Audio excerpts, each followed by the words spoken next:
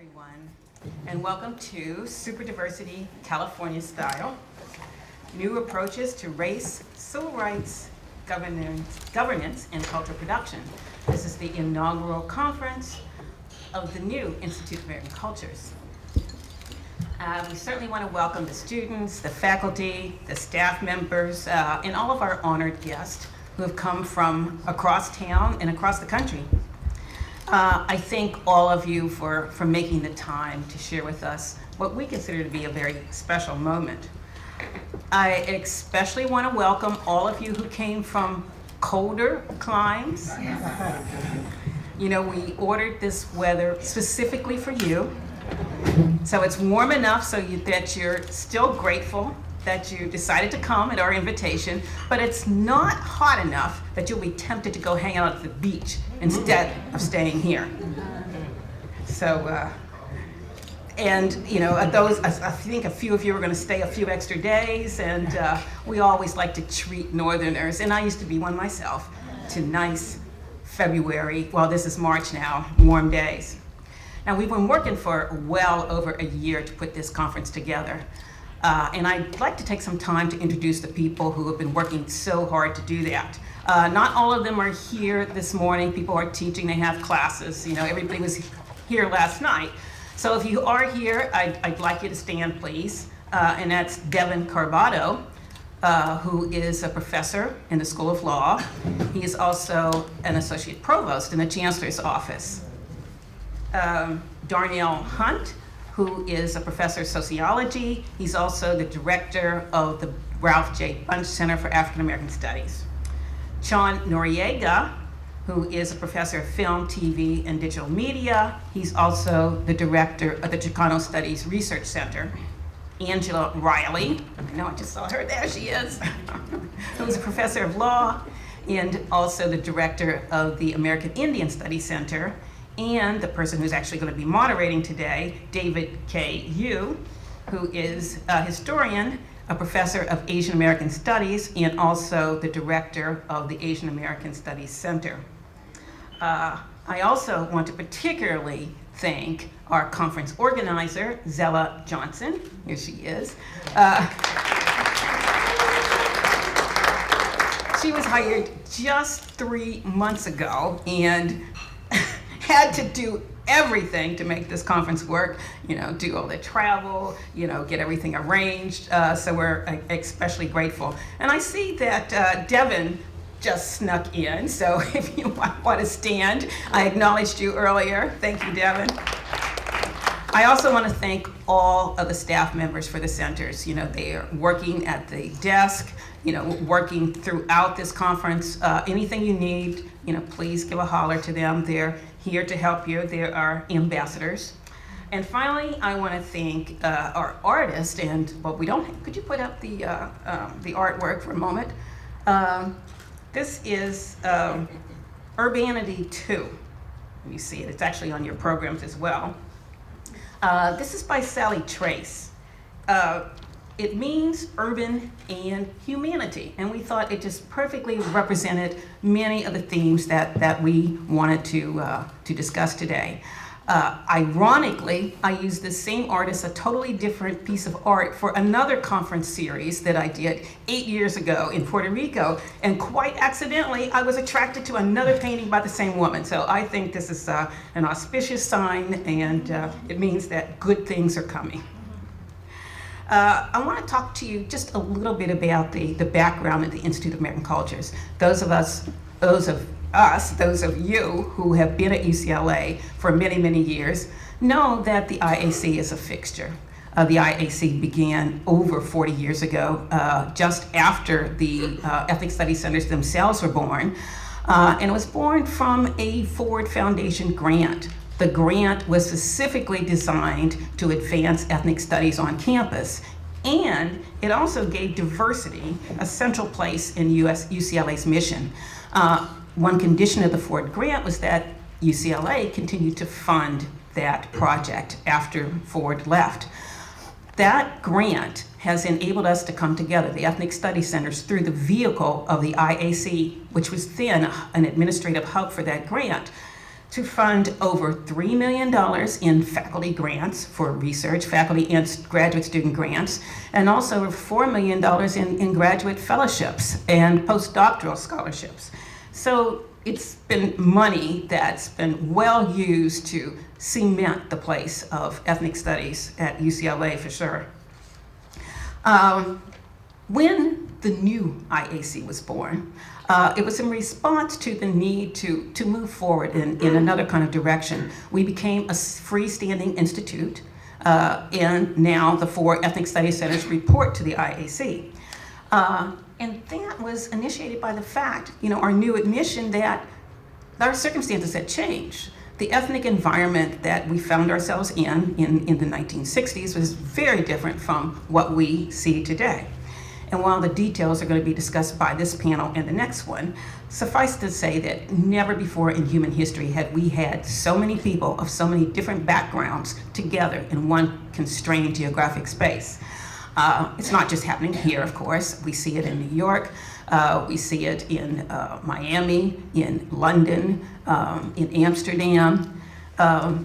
It's the processes that led to that diversity are different in these different places, but it still presents a new model, a new challenge for us who are trying to understand intergroup relations. Further, the kind of merging and blurring of lines that we find with multi-ethnicity and multiracialism and blended faiths, I think it makes it a challenge for us to use some of the old models we've been using to try to understand these processes.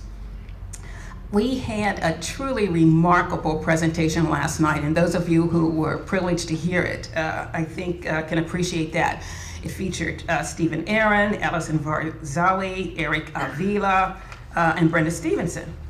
And we learned then, of course, that California has always been remarkably diverse. In fact, the original group, the pobladores, the townspeople who formed LA were incredibly diverse.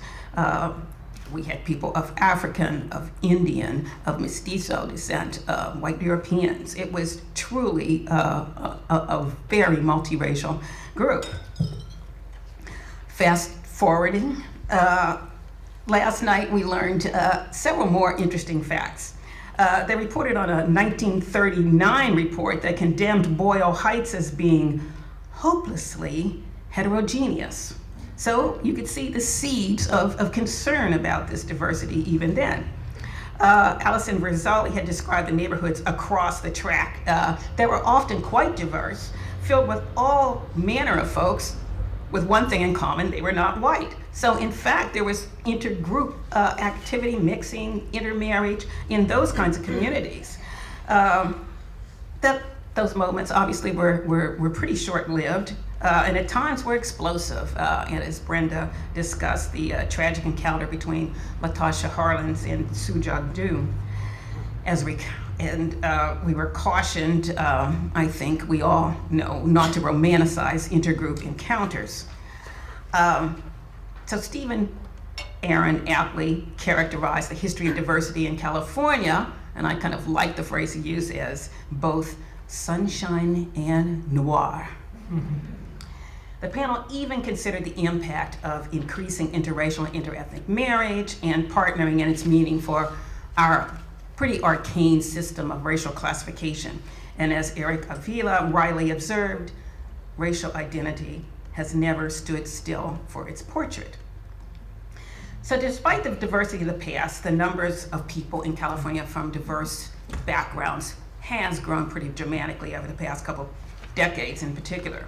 And the state of California, as you all know, became, and I hate this rather bizarre term, majority minority in the 90s. By 2060, according to census figures, the United States will be a non-plurality country. There will not be one group that's in a majority in this country. So in Europe, and if you're wondering where on earth did we get the term superdiversity, in Europe, when they started analyzing the situation in Britain, Steven Vertovik came up with the term superdiversity.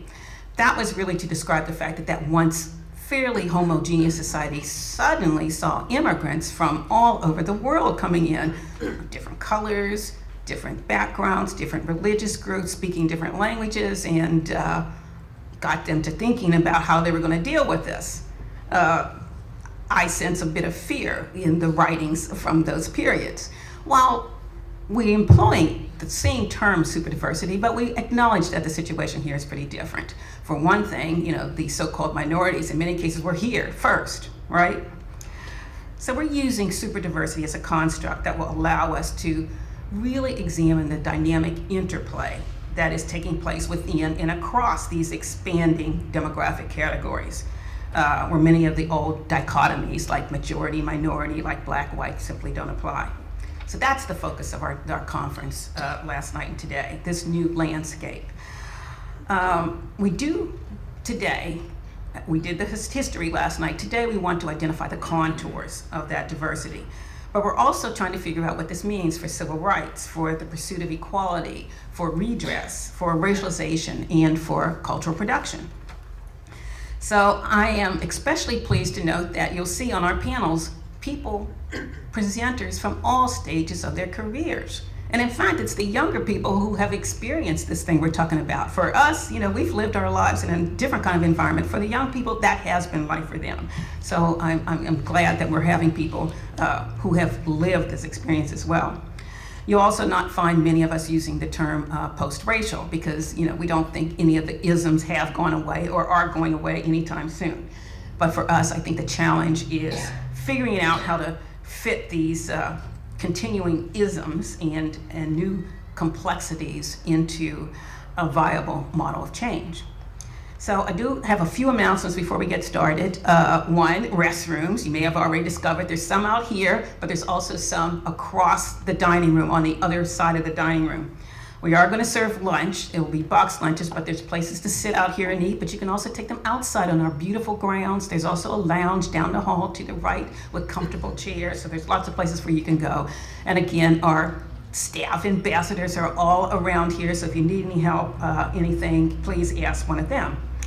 And today, Professor Devin Carvalho and I will be sharing the moderator introduction duties. So now to the panel at hand, Superdiversity coming to a neighborhood near you. Our moderator is David K. Yu. As I said before, he's a historian and professor of Asian American Studies here at UCLA, and he directs the Asian American Studies Center. He has authored Growing Up Nisei, which examines race, generation, and culture among Japanese Americans in early 20th century California. He also wrote Contentious Spirits, which looks at religion in Korean American history from the same time period. He's widely published in journals and was a senior Fulbright scholar in Korea. He has received numerous prestigious fellowships from Rockefeller and Huntington, among others, and has served on many professional and community boards, including election to the Council of the American Historical Association. Now, he's not feeling well today, so that he came at all, is a testament to his dedication and, to our need for him today. So thank you, David.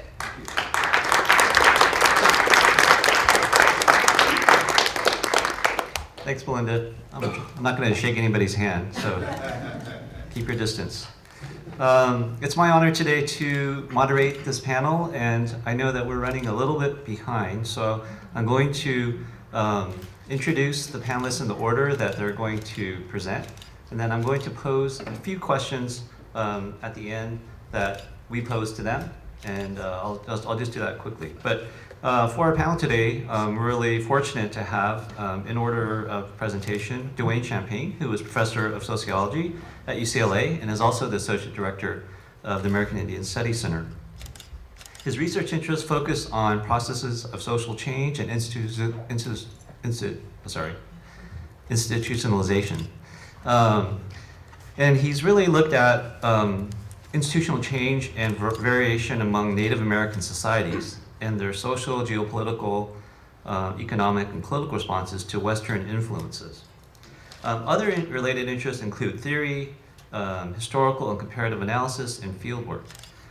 Professor Champagne has written numerous publications about American Indian and Indigenous studies, and he received his PhD in sociology from Harvard, his MA in sociology and BA in mathematics from North Dakota State University.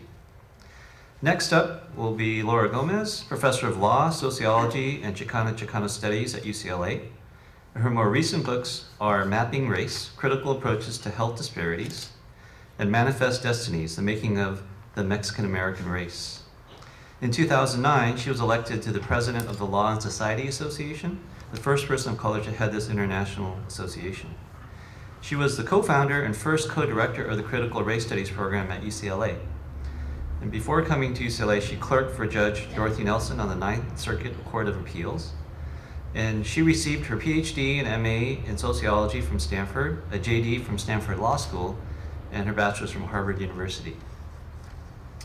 After her, we have Jemima Pierre, an anthropologist and assistant professor of African American and diaspora studies at Vanderbilt. Professor Pierre was born in Haiti and grew up in Miami, Florida.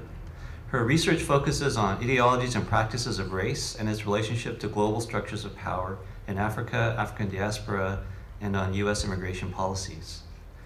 Her book, The Predicament of Blackness, Post-Colonial Ghana and the Politics of Race, is an ethnographic study of race-making in contemporary urban Ghana.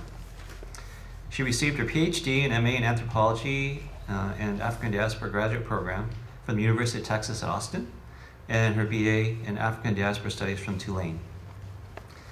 And finally, but not least, Karthik Ramakrishnan is Associate Professor of Political Science at the University of California, Riverside.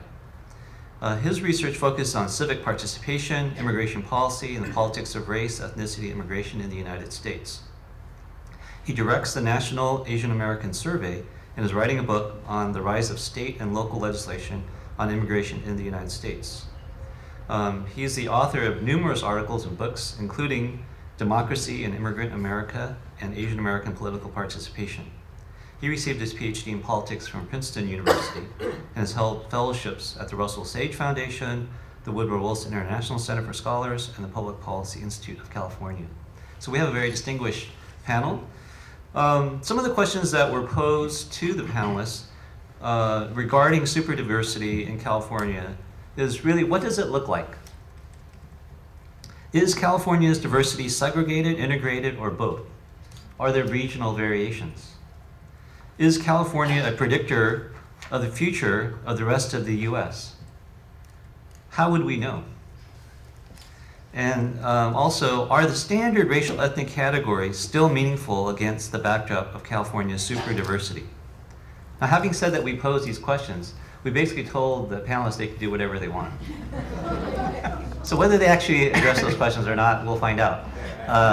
But we decided to have them go run with what they felt strong, it was like kind of their strong suit. So with that, I'll turn it over to Professor Champagne. I'm an incurable Mac person, so I'm an oddball on the technology, so I'm going to work from here on my iPad. I'm going to answer the questions posed in a very indirect manner, because I'm going to address the position of indigenous people in California. And for that, I'm using a lot of pictures. And then I'll pose some of the questions later as I have time, and in the question and answer, actually. So I wanted to show you the diversity of indigenous people. This is a whole different layer, I think, that is not well understood by current literature. And here we have what are labeled as tribal groups, but are not tribal groups. These, in fact, are numerous linguistic groups and cultural groups. See already here, technically there's 106 indigenous people, federally recognized tribes in California. Many of them are subgroups of these linguistic groups. But that's not how indigenous people in California are really organized. This is a very broad sense of all the diversity of indigenous people already here, and these are their territories roughly before contact. Now here is another image of tribal territories in LA. And you can see here that there are a variety of groups: Chumash, Katanamuck, Serrano, Gabrielino, Fernandino, Tataviam. These all speak different dialects, have different political structures, and they interact a whole lot. There's no central political system. They're all very decentralized, but they form a huge network. In many ways, That's how California Indians, maybe even Indians in Oregon and Washington are organized. These are, in fact, the names of villages and villages and kinship groups are central to the organization of indigenous people before, in the very early period. You see at the end of these, there's always something like a bit or something like that. And if you look closely enough, I'm not sure you can see it so easily, there are places like Cahuenga, Tehunga, Topanga. Those are all the names that you might recognize those names as you drive through town. Those are all names of old ancient villages. Some of these communities believe they've been here for 10 or 12,000 years.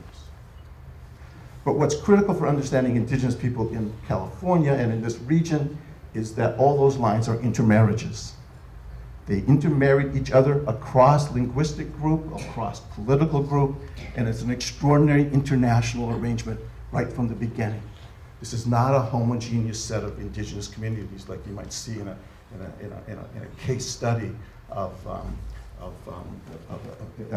ethnography and anthropology, but there is a huge amount of interaction, political, cultural, social, and exchange of partners. And these people still exist today. They still live in California, they still live in Los Angeles, and they, in fact, are organized into these families that tie themselves back to these villages. They form coalitions, and they pursue common goals here in California. Now, one of the critical issues that doesn't get represented in much of the literature on minority groups is largely what's very central to indigenous people is territory. These are an old map of all the treaties that the United States made with California Indians. And here, on number 17, I believe, is the Treaty of Tejon, which is the treaty for all the land in Los Angeles County. It was negotiated with a group of Indians up in that area, Kitanamuks, and none of the Indians from California or from Los Angeles ever participated. So all this other land that's white space was ceded without their consent. So this becomes an eternal issue with indigenous folks. Now, this is the land that indigenous people in California, southeastern United States, still retain. And these are only created by acts of Congress, mainly in the 1890s. There are a few executive orders by the President of the United States, but all of these are the small pieces of land that Indians now retain. They're usually very marginal pieces of land with limited economic value. But each one of them has a government, and all the families and the villages that we saw before often are congregated in these places, often not necessarily by their own consent, but by policy of the United States government. And so this is one of the layers of, I think, of complexity in California. I think its criteria is very different, and I think that the goals and issues that indigenous people are seeking are, in fact, not like the mainstream as well. And I'll try to actually point that out in the limited time I have. Just in terms of population, there are almost 739,000 Indian people. This is a census number. These are people who believe that they have some kind of descent from a Native American community or person. So it's a multiracial category. The amount of Indians that are in Los Angeles County is the largest in any county in the United States, 155,000. That's usually people who claim themselves to be tied to a tribal community. So there are differences between people who are descendants, people who are culturally Native American in a certain sense, like being part Irish or being part Italian, and persons who are tied to communities. It's a very critical issue in the indigenous community. How well are you tied to a community or a member of a tribal community, legally and politically? In Los Angeles, an area, there is a very large number of immigrants. Many of these people, of 155,000 in Los Angeles County, are from somewhere else, not from California. There's over 100 different Indian nations living in Los Angeles County. They're representatives of those communities, people from all over the country, Sioux people, Lakota people, Chippewa people from various different places. And so that makes the LA Indian community extremely diverse. Not only the California Indians, but a whole layer of people from elsewhere, as well as a whole layer of other people who probably in a certain sense you might call ethnic Indians, in the sense that they have an identity or an ancestor in India but don't participate in the community. So you have these multiple layers of identity. What is an indigenous position? What is their viewpoint about the world?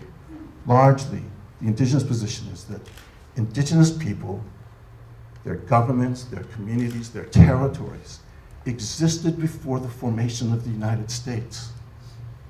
They have existed from time immemorial. Even though anthropologists might argue that some people migrated in several thousand years ago, many of these people, Seños, Cahuillas, all have origin stories, where in fact their ants, the Creator has given them a piece of land, have given them rules and government. They're in the territory of California. And so from time immemorial, and actually often in the creation stories, the government, the organization, the purpose of life, the purpose of the community are given. And they exist before the formation of the United States and outside of the powers of the United States. And this is a contended issue between indigenous people and the United States, continuously. So self-government, land, cultural continuity are the primary goals. It's not only in the United States, all through the world. When you talk to indigenous people, the form of self-government, the form of culture is all very different and multiracial. The UN says that maybe there's 5,000 indigenous nations in the world. There might be about 375 million indigenous people. How is this realized? In a certain sense, gaming is about autonomy. It's about self-government. It's about preserving community. That's what indigenous gaming is. Not the same as it's not about maximizing income. In recent years, there's been the Declaration on the Rights of Indigenous People. Indigenous people have gone international, since they're often very unhappy with their struggles with nation states over territory, over self-government, over cultural autonomy. They, in fact, have gone to the international level and have tried to enshrine their rights and issues within international agencies. Often, especially in the United States, tribal sovereignty is in fact mandated by agreements, by treaties. That's why the treaties are so important. And so tribal sovereignty itself is, in fact, tribal government is one of the key issues. Now,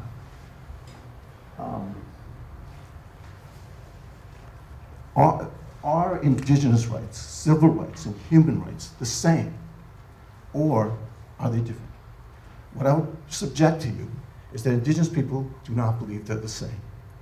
Many people in the United States, indigenous people, are quite happy to engage in civil rights issues and human rights issues as American citizens, but not at the cost of indigenous rights.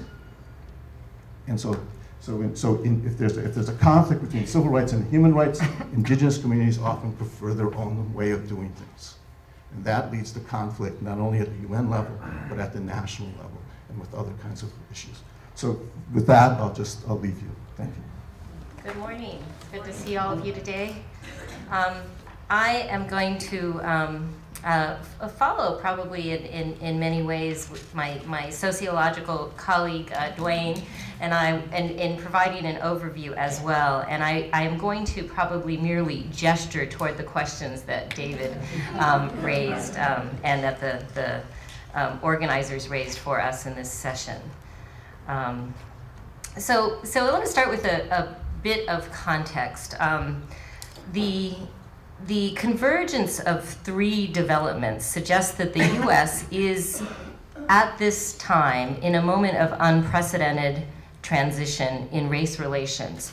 And as a result, it's an especially crucial time for, I think, scholars of race and racial inequality to think hard about what we're doing and what we need to do in the future in terms of a research agenda.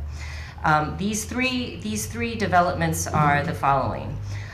First, the idea among social scientists and many scholars in other scientific domains that race is socially constructed, this very powerful idea. And I'm mindful of the fact that Michael Omi and Howard Wynette are in the audience today. And I trace this very important insight about the social construction of race to their work, although there are many others who have participated in that idea, concretizing that idea, but their work certainly has been seminal in that regard. And I think that insight about how race works, fundamentally what race is about, has not been sufficiently, we haven't sufficiently figured out either what that means in terms of the politics of race or what that means in terms of the study of race. The second development is the post-1965 lifting of racial restrictions on immigration, and the fact that has produced this different kind of racial makeup in the United States, and then since then, in particular with the expanding numbers of Latinos and Asian Americans in the population.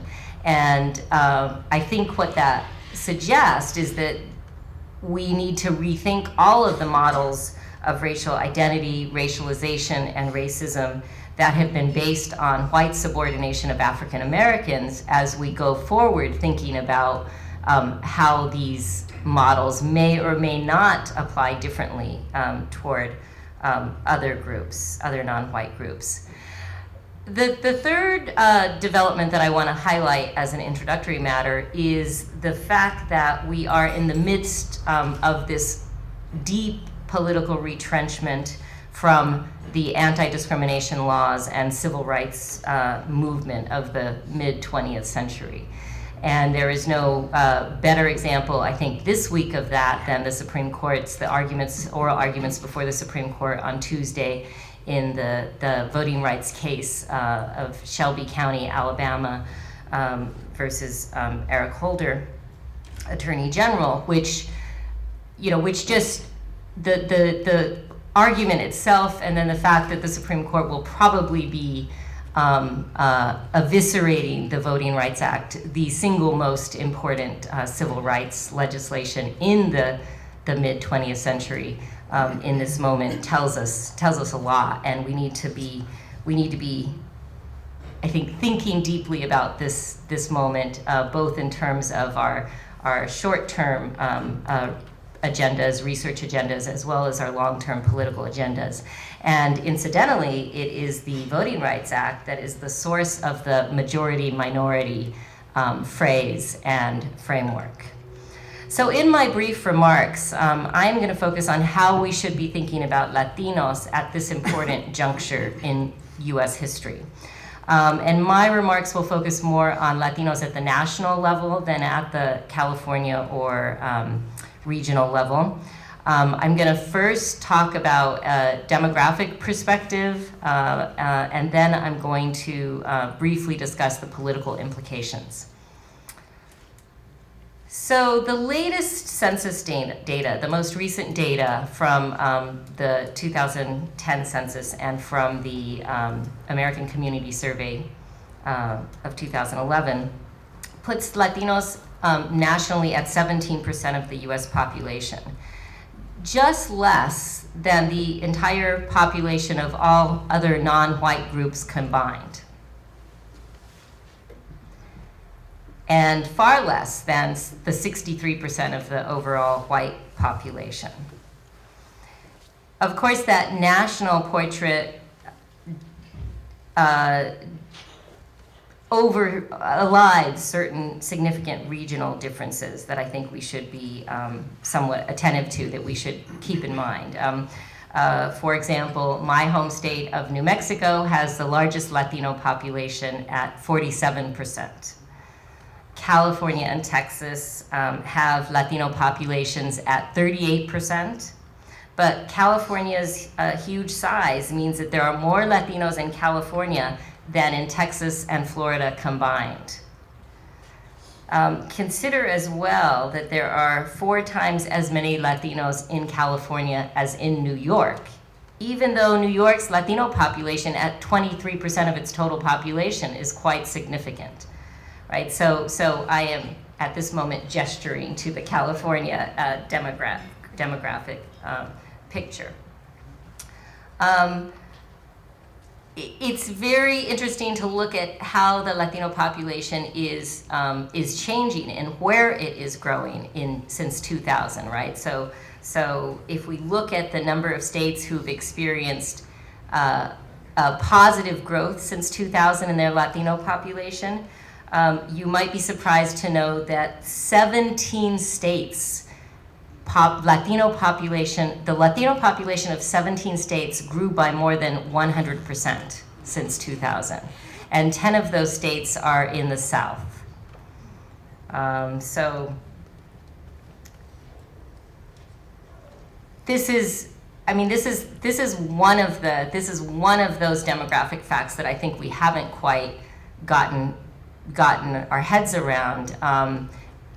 Although politicians have, right? And if you sort of look at where the legislation is coming from, it's not just coming from Arizona, which after all, we were surprised about that nativist legislation we weren't surprised about that nativist legislation in a border state, but these southern states are experiencing tremendous changes in their Latino population. And this also suggests, and if you look at the data, if you even look at the next sort of group of 10 states where there's been a less than 100% increase in the Latino population, but still a sizable increase, it is not in the Southwest by and large. And so we're really getting, just for the first time since 2000, and particularly since 2010, where we can talk about Latino population spread really as a national population. And that's beginning to change our dynamics. And it is not so long ago, right? We didn't even have a category on the census to count Latinos until 1980, right? So we're talking about very, very, very recent dynamics in terms of the official story of who makes up the United States, despite the fact that Latinos had been present, Mexicans, of course, since the 1846-1848 war with Mexico, Puerto Ricans, and others to a lesser extent since the Spanish-American War of 1898 and so forth. Okay, so because of the youth of this population and the fertility of this population, the growth in Latino populations will continue to outpace other racial groups for decades to come. The median age of non-Hispanic whites is 42. The median age of blacks and Asian Americans is in their 30s. The median age of Latinos is 27. And yet, at the same time, we are failing this current generation and future generations of young Latinos, given the bleak educational outcomes that we all know exist. For example, just looking at college graduation rates, Asian Americans in the United States graduate at a 50% rate from college, whites at a 32% rate, blacks at a 19% rate, Latinos at a 13% rate. So I will just leave that hanging out there, but there's more that we should talk about on that score. So I want to wrap up this demographic section. I want to raise a kind of a more pointed question, and then I'm going to transition over to talking very briefly about some political implications. So these statistics that I've been using, these census statistics and most other statistics that we use in these conversations, actually undercount Latino educational disadvantage, Latino income disadvantage, whatever kind of measures we might look at inequality and poverty, because they bring together a really diverse set of subgroups under the pan-ethnic Latino label. So, for example, the fact that the Latino numbers for income and education include very high numbers of white identifying and well-educated and economically successful Cuban Americans and Argentinian immigrants, it has a important effect in diluting what we might say would be the real accurate rates of poverty and educational attainment. And this is just an important way of saying we need to be very attentive to those subgroup differentials, right? So if we look at Latinos overall, 65% of Latinos are of Mexican origin. So that's the vast majority of the group. 10% are Puerto Rican, 7% are Cuban American, 7%, I'm sorry, are Honduran, Salvadoran, or Guatemalan, so Central American combined. 4% are Cuban American. 0.5% are Argentinian, but if you looked at the numbers of Argentinian origin people teaching in academic positions, you would see a very steep overrepresentation. And these actually are not this problem, right, isn't unique to Latinos. It's also with respect to Asian Americans. If we took out Vietnamese and Filipino groups, we'd get a very different demographic. If we took immigrants out of the African American population, we would get a different demographic, a different picture. And so I'm just raising the question of what we should do about these differences. So I've been given, that was a fast 12 minutes, maybe it was 10, I don't know. I'm gonna briefly talk about political implications. I was told by David I had 12, so I may take a few more. I'm just going to wrap up by talking about some political implications as a way of maybe getting our conversation started in the Q&A. And that is just to note what you already know, which is that Latinos and Asian Americans overwhelmingly supported the Obama-Biden ticket at rates of above 70% in the last election. The national electorate of Latinos will double in the next 20 years. And that is why I guess I will conclude with the comment that the Immigration Reform Bill is the Voting Rights Act of the 21st century for Latinos. And that is why it is being fiercely resisted and will be fiercely resisted. But as we say goodbye to one Voting Rights Act, we may need to think in terms of a new one for the 21st century. Thank you. Especially Vice Provost Belinda Tucker, David Yu, and then I would like to thank Zella Johnson specifically for all the administrative support. I'm going to talk actually about African immigrants today, and I have a segue actually from your last point, because in the last few weeks, there's been a number of popular magazine and online articles that have attempted to extend the current iteration of the immigration reform debates to U.S. Black communities. For example, Ebony Magazine featured a 2-part exclusive on Blacks and the immigration crisis, where the author, France Francois, challenged the framing of immigration as a Latino issue. The online magazine, The Root, asked, are Black immigrants forgotten in the immigration debate? And answered with a resounding yes. The national discussion around immigration reform may have helped to foreground the issue of Black immigration for some, but the presence and awareness of this group in the US is certainly not new, and neither is its diversity. But first, a brief demographic overview of this population. I too am working nationally, so I don't have much information about California, except to say, and you'll see this in a little bit, that California actually has the largest population of African immigrants in the country. It is estimated that there are more than 3 million first-generation documented Black immigrants in the country. The number could possibly be double if we were to count the undocumented. This is broken down into 2 groups. 1.7 million immigrant Blacks are from the Caribbean, which represent just over half of the Black immigrants in this country, and 1.6 million are from Africa. The vast majority of Caribbean immigrants are from Haiti and other English-speaking countries such as Jamaica, Barbados, and Trinidad.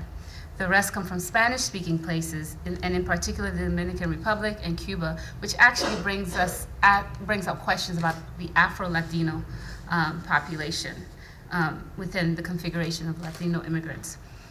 These immigrants are not geographically dispersed. In 2008, 2/3 of all immigrants from the Caribbean lived in 2 states, New York and Florida. The African-born population has doubled in size between 2000 and 2010, and while we may think of sites of New York, Washington, D.C., Atlanta, which have large numbers of African immigrants, California receives more than any other urban area in this country. With descending countries with largest numbers in order are Nigeria, Ethiopia, Egypt, Ghana, Kenya, and South Africa.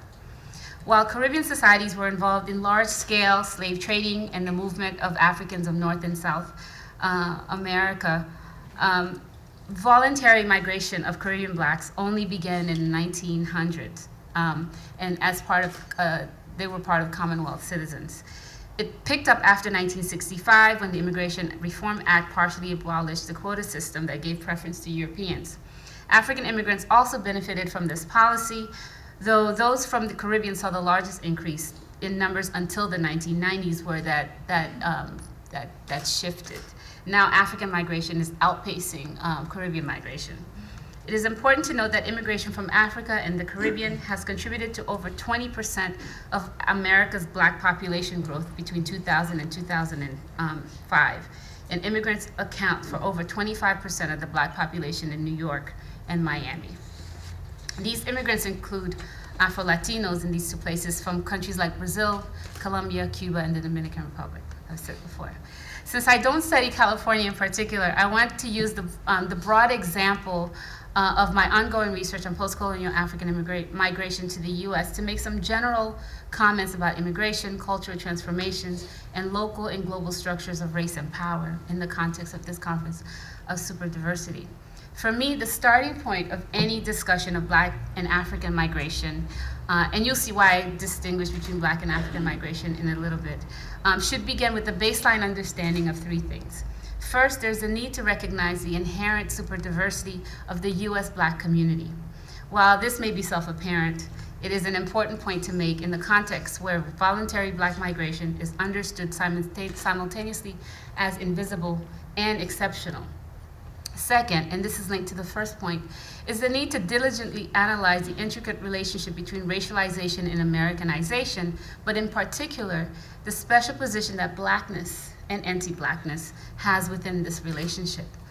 And third is how the question of immigration and superdiversity rotates on the axis of US empire and global white supremacy. So I'm gonna just talk about each of these points briefly. On the first, which is thinking about the superdiversity of the US Black community, it is fair to say that the scholarly focus on Black immigrants is fairly recent, even though there has been voluntary migration of Black people to the US since the end of the slave trade. This, I believe, is the result of the political and cultural contours of the US that prevent recognition of ethnocultural diversity among the Black population, what Omi and Winnett call the "they all look alike" model. In this context, Black immigrants are rendered invisible because Black is Black American. But there is something else. The social scientific framing of immigration studies where the nation's Blacks, its long-standing, unassimilable pariah population that is nevertheless an undeniable part of the nation, become the test case for new immigrant incorporation. What I mean here is that in strategies implicit and explicit, new immigrants, especially non-white ones, are invariably compared to US-born Blacks to measure distance from white Americanness. Under such circumstances, it becomes epistemologically difficult to address both intra-Black diversity and explore Blacks as non-native immigrants. Whereas in truth, the most compelling aspect of the US Black community is its fluidity and its creolization. This is easily demonstrated historically. While a majority of enslaved Blacks in the US were indeed 5th generation by the end of slavery, there was a constant flow of Blacks across borders from the Caribbean, South America, through the Gulf of Mexico that led to an amazing cultural and racial creolization. Certain historic moments stand out from Marcus Garvey to Stokely Carmichael. And historically Black institutions have always boasted of a history of Black diversity. The American Negro Academy, take one small example, had as its members the Jamaican Claude McKay, the Puerto Rican Arthur Schomburg, in addition to Du Bois, to W.E.B. Du Bois. In many cities today, to say that an African American will be joining the conversation does not mean that one can predict the immediate ancestry of the individual. How many generations does it take to no longer be an immigrant? The point here is not only that the presence of post-1965 Black immigrants in the US only adds complexity to an already complex and super diverse, however unacknowledged, Black community. It is also to point to the ways that US structures of racialization limit the imagination when it comes to Blackness. And this is my second point. With new African immigrants in particular, we find some startling data. Significantly, African immigrants are the most highly educated group of immigrants in the country, with 2 of every 5 adults with a bachelor's degree or higher. Yet they are underemployed and earn less than most groups with comparable education and skill, native-born and immigrant alike. And there's another set of data that is as surprising as it is normal. In the few studies where there is a comparison of racialized as white African immigrants, and yes, there are those, about 25% of the African immigrant population is white, racialized as white, and that includes white immigrants from South Africa, Zimbabwe, that came right before the end of decolonization, and Northern Africans, which is interesting in itself, are racialized as white in this country, so Egyptians and Moroccans and so on. About 25% so in this comparison of racialized white African immigrants with Black ones, there's significant white advantage. Before Ndodu's 2002 study comparing Black and white African immigrants' earnings show that even after controlling for all differential factors, white African immigrants' annual earnings is an astonishing 80% higher than their Black counterparts. This is an important difference, especially since Black immigrants are generally as or more educated than the whites. As an aside, it's important to think about the uniqueness of the African immigrant situation for thinking about superdiversity and race. For a Hollywood example, since we're in California, think about the differential racialization of the actors Idris Elba and Charlize Theron, right? Both African immigrants. Right? For the undocumented, there's another aspect of the American racialized process, the confrontation with the prison industrial complex. Young Black male immigrants are becoming victims to US racialized surveillance policies, such as New York stop and frisk, at an alarming rate. These policies have also resulted in the disproportionate deportation of undocumented Black immigrants within the context of increasing immigration enforcement over the past 8 years. And with the rise of Islamophobia, African Muslims add another layer to the discussion. Racialization ensures that Black immigrants know very well that the new US world they enter is extremely anti-Black, and the unique position of Blackness in the national polity means that their experiences are inevitably over-determined. Navigating this reality has yielded some very distinctive and interesting results, both within distinct immigrant communities and the nation at large. In a context where to become American generally means to become white, and where Black immigrant experiences are positioned at the center of white and non-white immigrant assimilation and Black American exclusion, what options are available for the incorporation of racially Black immigrants into US society? But then again, this may be the wrong question to ask. For in this context, and unlike other non-white immigrant groupings, a Black immigrant, or a racialized as white one for that matter, can be foreign only for so long as new generations are born into a country whose institutions change more slowly than its populations.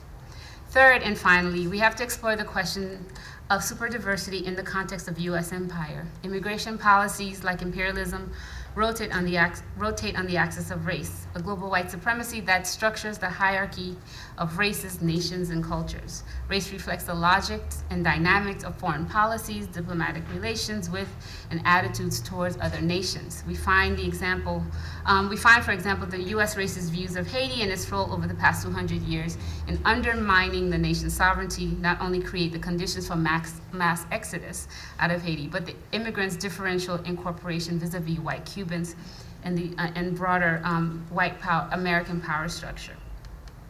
In thinking about superdiversity, both here in the nation at large, and especially the call for the necessary move beyond black and white, the black and white dichotomy, an exploration of the options and experiences of Black African immigrants is instructive.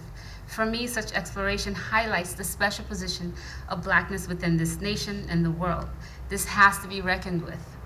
But it also cautions against being overly optimistic about superdiversity's challenge to white supremacy and anti-blackness. For as we all know, white supremacy as a hegemonic ideology and practice can always remake itself in ways we don't intend. And that anti-blackness can also exist in non-white communities. For example, consider the offshoot of whiteness, the parallel of color hierarchies. So for example, in 2010, a study by Vanderbilt Law and Economics professor Johnny Hirsch found that lighter-skinned immigrants of any race enjoy an 8 to 15% economic advantage in the American workplace over darker-skinned populations. What this kind of trend, as well as Black immigrant incorporation, mean for our inevitably super diverse future remains to be seen. Thank you. Thank you, everyone, for the invitation and for the opportunity to talk here. One of the advantages of having a laptop up here is you can introduce some new thoughts based on what the prior speakers had said. So when I heard about Arizona and kind of diversification of the United States, I thought, hey, I do some research on that. Even though I'm going to talk about Asian Americans today, I can't resist this opportunity to talk about, because it relates centrally to superdiversity. And one of the things I want to maybe prime in terms of thinking in the Q&A, and even perhaps the rest of the days, we need to be very careful about the claims, especially the kind of fears about superdiversity and what even that label implies. The reason why I say that is that many people have looked at a map like this. This was back in 2010, after Arizona passed SB 1070, and you had copycat legislation in other parts of the US. People looked at this map and said, that looks like new immigrant destinations, right? You had a fair amount of research funding going into the study of new destinations, and the map looked very much like those maps. So it's very tempting to say it's because Latinos are showing up in new places, and the local populations aren't used to them. They're not used to finding Spanish speakers around. They're not used to seeing foreign language signs in stores. And so it's this sudden arrival of new immigrants that's causing all this turmoil. Well, I'm working on a book project. That's the title of the book project. But I also have a law review article and a couple of other pieces that empirically and theoretically challenges this in a pretty significant way. What we find when we actually do the systematic analysis at the state level and also at the local level is that diversity does not matter, right? At least diversity of the kind that we're thinking about. Recent arrival of immigrants does not matter. How many Spanish speakers you have does not matter. How overcrowded housing is does not matter, right? What does matter is partisanship. And the role of particular actors and what they make of you don't even need to have realistic diversity. Of course, Arizona is going through a fair number of problems related to border enforcement and what that's doing. But you have places like Alabama and Mississippi, and you can call them new destination states. They do fit the bill. But places like Mississippi go from 1% foreign-born to 2% foreign-born in the course of a decade. Now, there are some of my colleagues who say that counts. It's the rate of change that matters. That's a 100% increase in the foreign-born population. To me, that is an apology for racism, essentially, if you want to put it very bluntly. In most places, a 1% to 2% increase is not perceptible. If you're sitting in a bathtub and it goes from whatever, right, like 90 degrees to 91 degrees, you're not going to perceive that.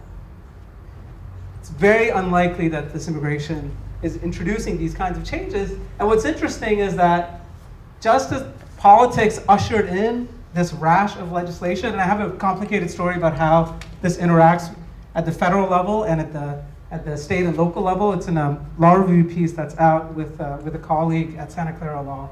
It's out at Arizona State Law Journal, ironically, given that it's ground zero for laws like this. But what you're seeing now is, just as the Republican Party had this extreme fever on immigration in the mid-2000s, it is now running the opposite way.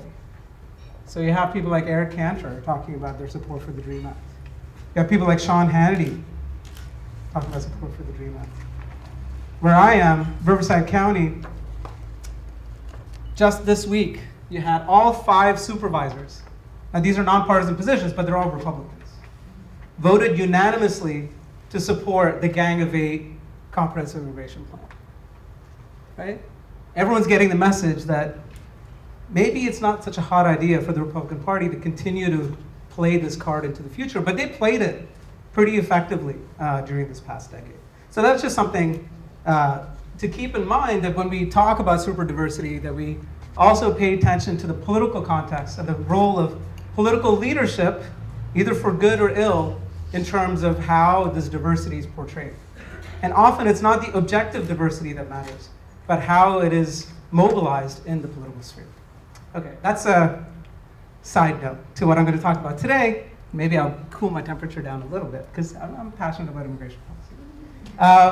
I'm going to talk about Asian Americans and Pacific Islanders. I will talk a little bit about California.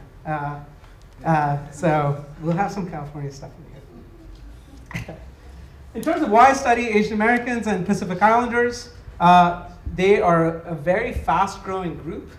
So before the landmark 1965 Immigration Act, you had about 1 million AAPIs in the country.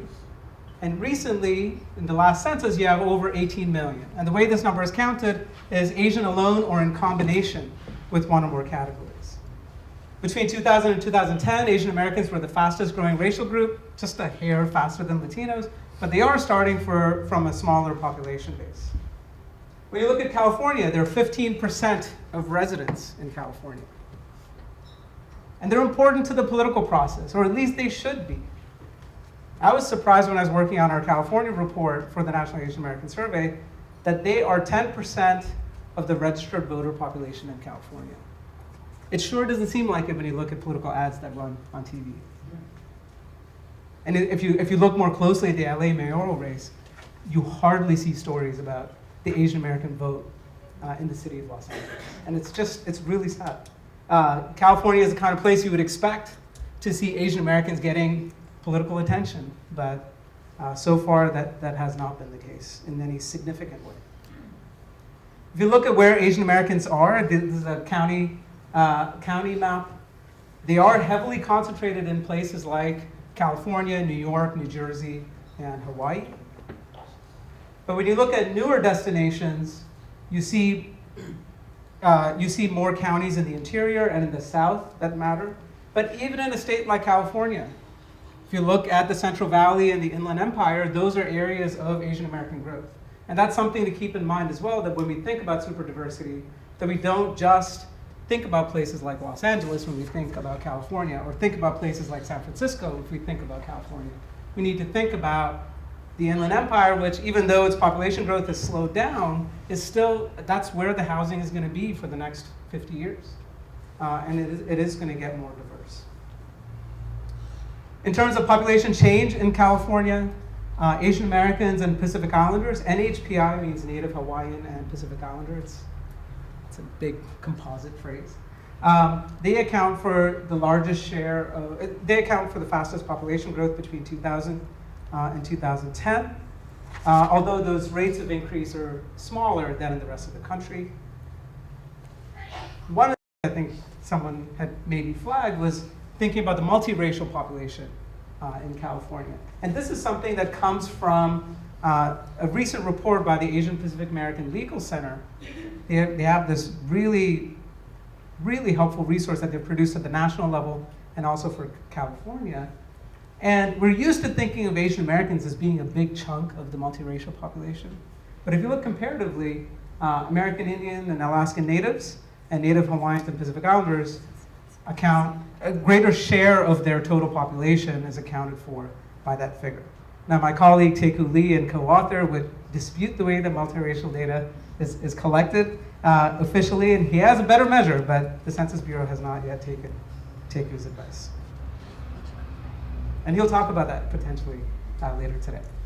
Other characteristics that are important to know about the Asian American population. Some of this, what I'm going to do today, is just myth busting, right? When we think about the immigrant population, we mostly think about Latinos. And if you look at the largest countries of origin and the largest numbers of foreign-born, Latinos are the largest. But if you think about it in terms of racial group, the most immigrant racial group in the country is Asian Americans, and it's not even close, right? 2 out of 3 Asian Americans, and if you look at adults, 80% of Asian American adults are foreign-born, far greater than any other group. It's not surprising that immigration would matter a lot to this community, because you have this massive ramp up in immigration after the country origin quotas and Asian exclusions were lifted after 1965. And what's interesting is another story that hasn't gotten as much attention. I apologize for the numbers, you can't see it as well, but what you see in red is the proportion of our migrant streams coming from various parts of the world. And what's happened in the last 5 years is you have more immigrants coming from Asia than from any other major region in the world. And that's true nationally, it's also true in California. And that, again, gets lost in this immigration reform debate. You have over 1 million Asian Americans that are undocumented, hardly talked about except for Jose Antonio Vargas, who many people might think is Latino, but he's a Filipino. He doesn't self-identify as Latino, he self-identifies as Asian American. So it's just important when we think about immigration I really take that point that we cannot just conflate immigration with Latino. First of all, the Latino population we saw before is not majority immigrant. But you also have a lot of diversity within the immigrant community and the continuing streams of immigration to the United States. Think about religious diversity. This is something that is very important for Asian Americans. They are much less likely to be Protestant and Catholic, more likely to be unaffiliated, Hindu and Buddhist. And this plays out politically in some interesting ways. You have people like Bobby Jindal and Nikki Haley who, it seems the story is you need to become a Christian to be elected in the South, at least, or maybe elected in the Republican Party. But you also have things closer to home. There's a Hindu temple this gorgeous, huge Hindu temple that was built in Chino, in the town of Chino, between LA. Basically, it's in the LA and I believe San Bernardino County, but maybe Riverside County. But when this temple was being proposed, there was this huge outcry from the local community in terms of what it would do to the character of the place. You see this when it comes to Muslims. 4% of Asian Americans are Muslim. We've had all sorts of shenanigans in terms of communities just trying to build mosques and the kind of reaction that happens. Another kind of myth busting about the Asian American community is that what often people talk about is a model minority myth. To some extent, if you look at rates of education, they appear highly educated, and they are. If you look at averages, and this is what the Pew report, the Pew Research Center report earlier this year did, was they had a title something like Asian Americans are the most educated, most successful, most happy people, and they're overtaking Latinos. Right? That was the headline from the Pew report. And they were surprised that people were upset about that headline. But one of the major critiques was that they appear highly educated, but then when you disaggregate, especially if you look at Asian immigrants that come from Southeast Asia, and if you look at Pacific Islanders, they have much lower rates of college completion than other groups like Indians, Filipinos, or Chinese. That's important with the kind of affirmative action debates that we're having in the Fisher v. Texas decision that might get handed down. Similarly, if you look at income, they appear that they are of higher income. But then when you disaggregate, you have several Asian American national origin groups that have higher poverty rates than the average for California, and the national picture is very similar. Another metric, if you look at insurance, you have several Asian American groups that have higher rates of uninsurance than the US average. Okay, I just have a couple of minutes, so I guess I'll make a plug. This is a book that I have with Taeku Lee, Janelle Wong, and Jane Jun. And one of the things we ask is, does it make sense to talk about Asian Americans? And most people will say that you can't really talk about them because they identify with their national origin group, Indian, Chinese, Japanese, etc. And that's certainly true. But we found in our survey that people find a fair amount of commonality. Especially on the highest measure that we found is that people think that Asians share a common culture.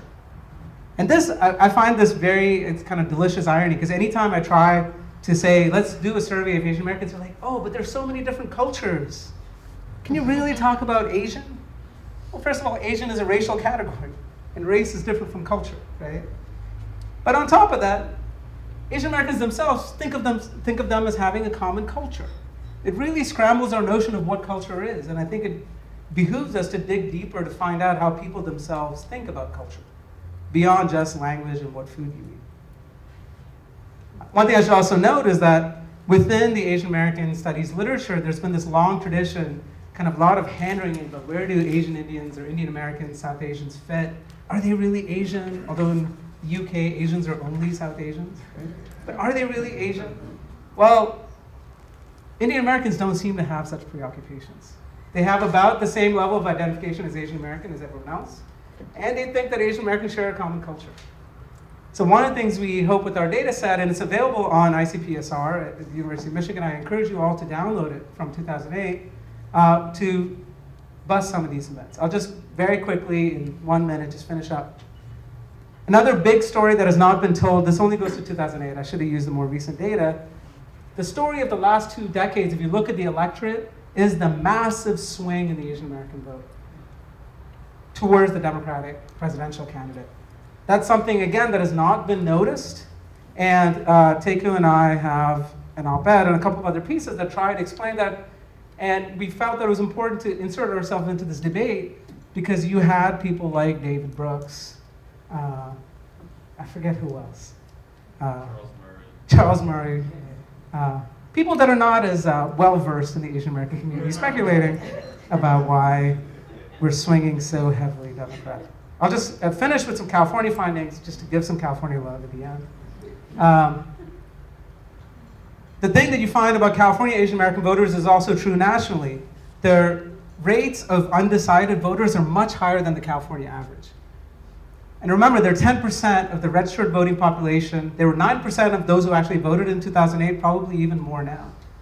But if you have this rate of indecision and such a large population, people should be bending over backwards trying to reach out to them. When Jerry Brown went around the state, he was not talking to Asian American populations, except when he went to colleges, right? Incidentally, he talked to them. But you did have groups like APOLC in LA that did a lot of outreach. Another question we had in that survey was about the top 2 system in California. Just out of curiosity, how many people here who are Californians know what the top 2 system is? Okay, so maybe not that far off. For Asian Americans, the proportion of people who don't know is fairly high, much higher than it is for the rest of California. And this is important because what happens in the primary is very consequential to what happens in the general election. The top 2 system means the top 2 vote getters in the primary go to the general election. So if a Democrat did not finish in the top 2, too bad. You will not get to vote for a Democrat in the general election. And so Asian Americans are much less likely to know what that is. I'll just finally finish by 2 other images that I think are important. One is on healthcare reform. Asian Americans are much more likely than the national average to support healthcare reform. Affirmative action, this has usually been used as a wedge issue based on just anecdotal evidence that Asian Americans oppose affirmative action. And we found, both within California and outside, very strong support for affirmative action. The New York Times did a story about a couple of months after our survey came out, back with that old theme of Asians divided on affirmative action. And someone from ALDEF said, maybe you should check out this report. And they got their letter to the editor published, saying that in fact you have solid support for affirmative action. You also have majority support for path to citizenship and for in-state tuition in California. And finally, when you think of an environmentalist, you're probably not thinking of Asian Americans, right? This is the trend figure nationally in terms of, this is kind of a sad picture, right? People would think of themselves as environmentalists. And you look at where Asian Americans are, they're much higher than the average, about 70% compared to 40% nationally. So again, when we think about environmentalism, we really need to rethink these images of who environmentalists are. Increasingly, it's Asian American and Latino and African American. So I'll just conclude with that to say that Asian Americans are a growing population nationally and in California, yet they're not as well understood, and it's important to understand them, and data efforts like ours and other kinds of studies are very crucial for that. When we do try to understand them, it's important to disaggregate, because there is a lot of diversity within the Asian American community that is important to bring out. It is also important to go beyond the model minority stereotype that relates to disaggregation, but it also relates to some of these other things we're talking about in terms of opinion on affirmative action, opinion on environmentalism, what uninsurance rates look like. And then finally, even in a state like California, they are not the group that is being engaged with or being contacted. So we really need to hold our political organizations to task to say that you need to invest in outreach. In the mayoral race, they need to have more events targeted towards Asian Americans as they do for so many other groups in LA. And this is true at the statewide level as well. And a key part of that is ethnic media. Asian Americans still, a lot of them consume ethnic media in an Asian language, and it's important to reach out to them in that way. Thank you for your time, and I'm sorry for going over.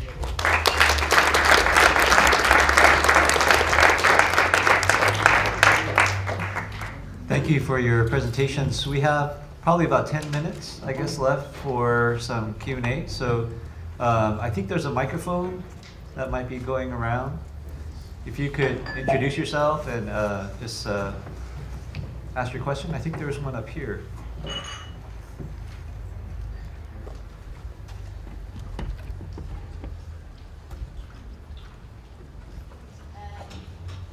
First of all, thank you for the information that was presented. First of all, my name is Parantoat, and I didn't understand the category. I think it didn't match with each other. I didn't know what is the meaning of black, white, Latino, and then Asian American. Because in these days, you know, it's easy to be white. If the color presents a person's nationality, or it's easy to be white with all this medication that is used for changing the color of a face. And so I didn't understand this category at all by any means. The other thing is, which again, there was, for example, saying that Asian American, African American, or whatever, and then white, and then again, I didn't know which kind of category is that. I'm an Iranian. I don't know what I'm considered. Am I white? Am I black? Am I yellow? What am I? Because the color doesn't present anything. David, maybe we quickly Yeah. answer that. Yeah. Even Actually, maybe collect questions. even if in the interest religion of time. doesn't present anything. Sure. Yeah.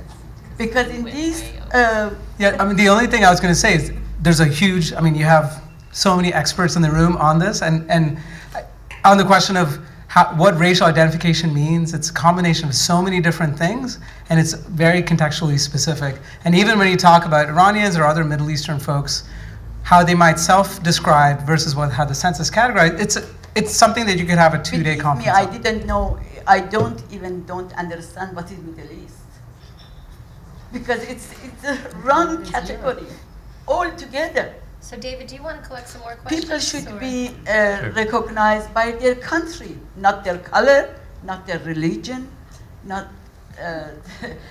I mean, Yes, I think just in the interest of time, thank you for that, those comments. If we could get some other questions, I think there's one back there. Alrighty. In one of them, she said that 17 states, 10 in the South, the Latino population grew. I'm wondering what the role of industry has had to do with this, and basically the changing of laws when it comes to business. If it's been like a push factor for Latinos to go to those new places. Did you want to collect a bunch of questions, or are we going to do it? Sure. I mean, I don't know. Since we have so little time. Yeah, maybe just a couple more questions. Yeah, why don't we just collect a couple more questions? We can try to see. My name is Reynal Guillen from Chicano Studies Research Center. A question for Laura Gomez in particular, though Professor Pierre mentioned some things about this that kind of answer it, but I'm wondering if there's an equivalent to the Latino population. I'm wondering if the policy that's originating from Washington, D.C., in a sense, minimizes the Western U.S. Circumstances. I mean, you're looking at it from a legal perspective. Obviously, you have points of legislative contention or debates.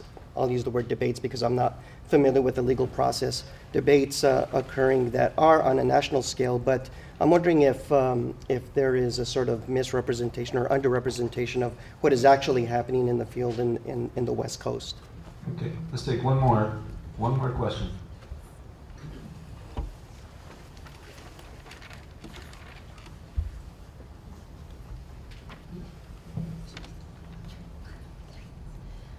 My question might be a little in the line of the first question here, but the thing is that I'm from Norway, and in Norway we don't use the term race at all. It's perceived as a word with very negative associations.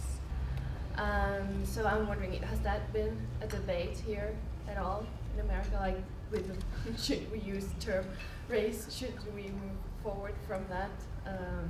Yeah, that's my question. Okay, I'll turn it over to the panelists. Well, I'm maybe just gonna, maybe all of us can just say a few words and pick up on some things. I think maybe a contextual comment is that it is hard to have this kind of a conversation with an audience of very diverse levels of knowledge and preparation, right? So we've got a group in the room that is scholars who have literally written books about what race means. And then we have lay people in the room also, which is wonderful to have, but it does make it hard to have that kind of conversation. So I'm gonna put aside to some of those other questions, and perhaps other people will address them, or we can talk about them during the break today. I guess on the immigration question, I'm a little bit, I mean, I think probably you're better to address those immigration questions given your own work. But my point was in trying to get us to think of the really broad contours, not so much the specifics. Sure, we could map out what are the 200 variables that predict whether a state will have a regressive immigration legislation, but rather than think of it that way, my interest is in looking at the patterns and looking at how immigration legislation, including the national legislation that we're going to be looking at, that Congress is going to be looking at, right now, will be looking at possibly passing right now, is really largely a function of race and nativism. And, so I think it's actually wrong to say that Asian Americans have been overlooked in it. It's precisely that Asian Americans haven't been the object of it at this moment in time, because it's about anti-Mexican racism, as opposed to the moment in the 19th century, in the late 19th century, when it was about anti-Asian immigration. So I think I'll stop there. Others on the panel?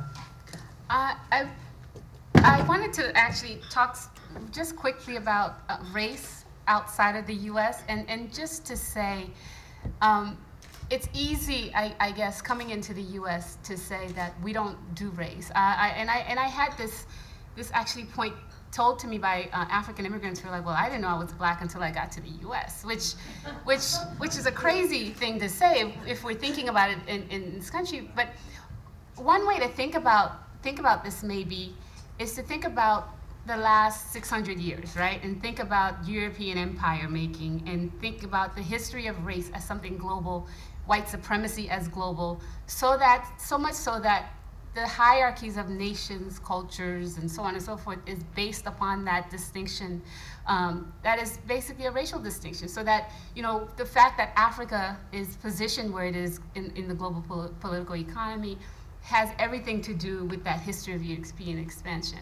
And so you might not say the word race in Norway, for example, but you know that you know an African, right? And so, I mean, the immigration policies of Western Europe are specifically set up to actually keep out certain racial others, right? Including African immigrants in these Western European nations in particular.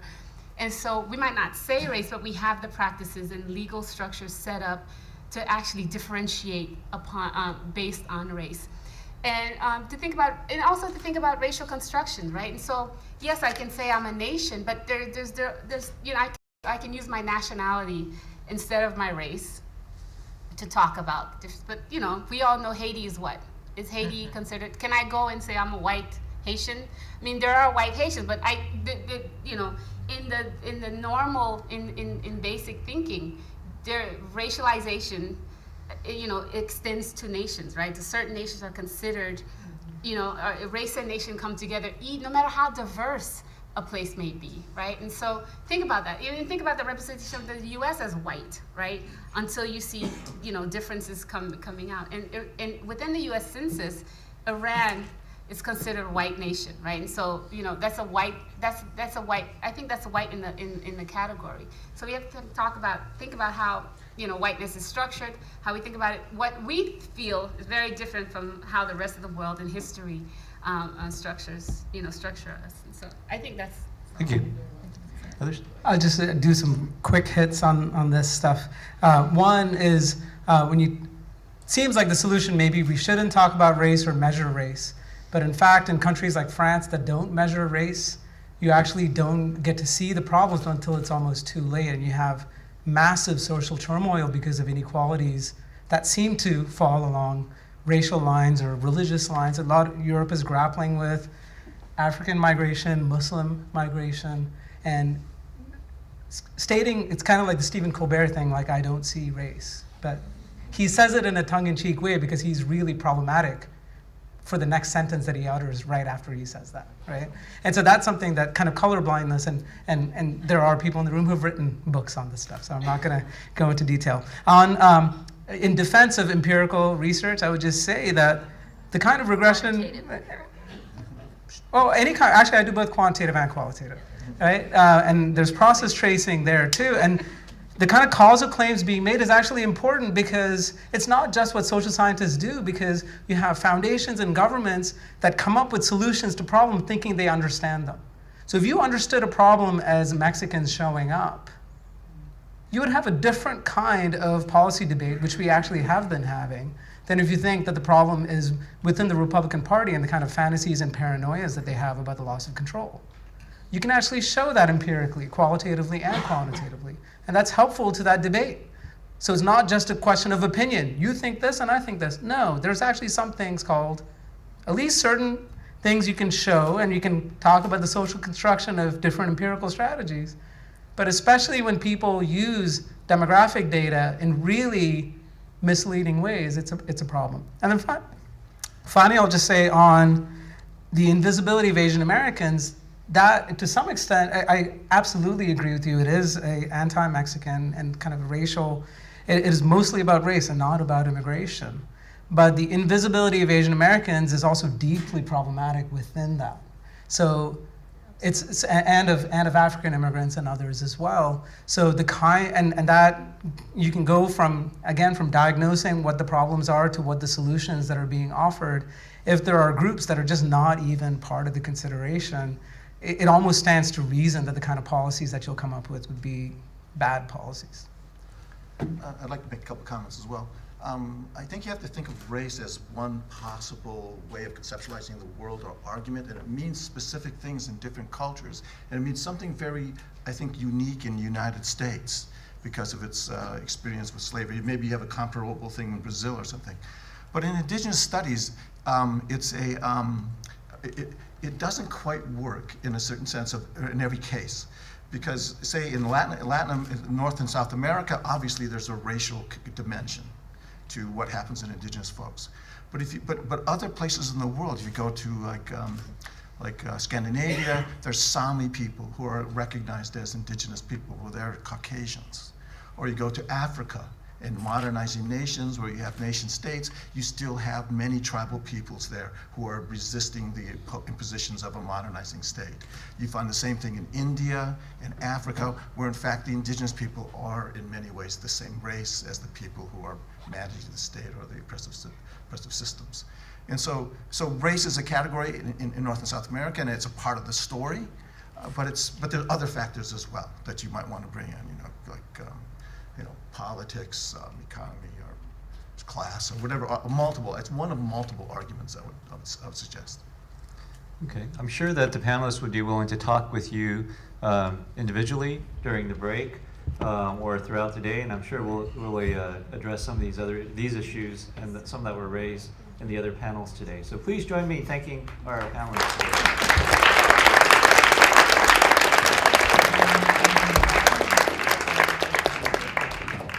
I think we're going to transition right into the next.